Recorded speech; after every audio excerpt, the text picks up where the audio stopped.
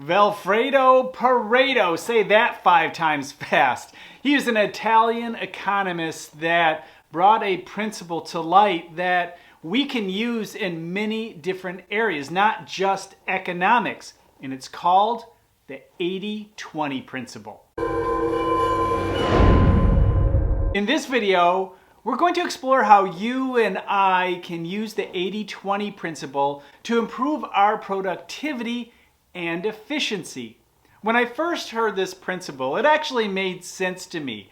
When Pareto discovered this idea or shared the idea of the 80-20 rule, he was talking about economics, meaning 20% of the people seem to own 80% of the wealth. But this idea has been applied to many different areas, and for this situation, when we're talking about being more effective or highly productive, we're talking about 20% of our effort actually produces 80% of the outcomes or effectiveness, or in other words, that 20% of what we do is more effective than the other 80%. So think about it. What few activities do you do that seem to produce the majority of the results? Let me know about it in the comments below. How have you applied or thought about the 80-20 principle? You can certainly apply this principle to your goals. And by the way, we're going to talk about goals in the next video.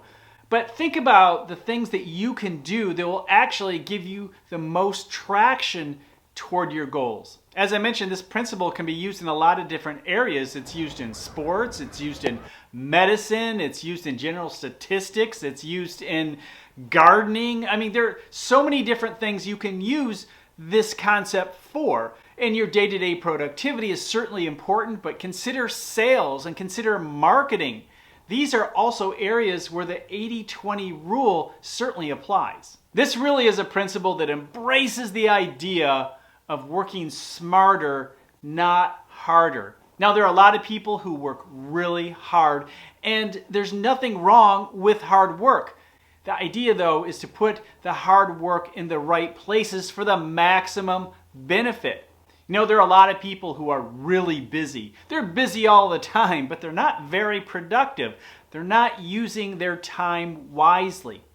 I have a friend who invented a few things because he had a problem to solve. And he said one time to me, you know, if you want to get something done, or at least get it done faster, hire a lazy person.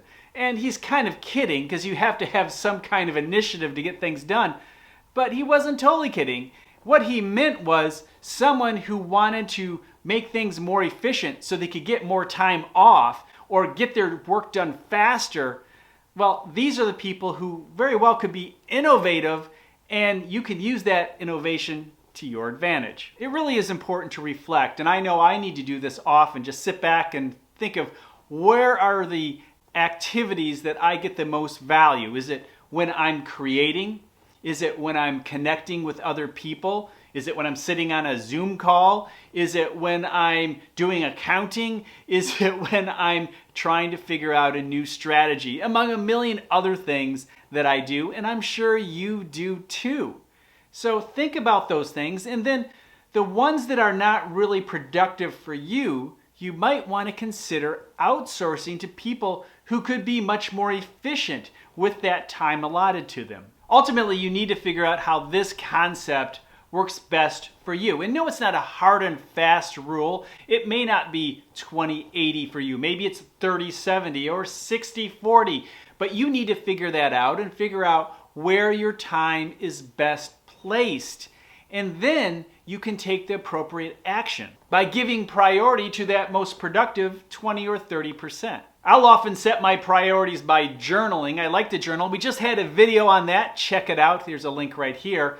But the thing is, if you write everything down and take a look at the results of your actions, you don't have to do it for a long period of time, but maybe take a week or a month and make good notes, or use your calendar to make notes as to what you're doing and the outcomes.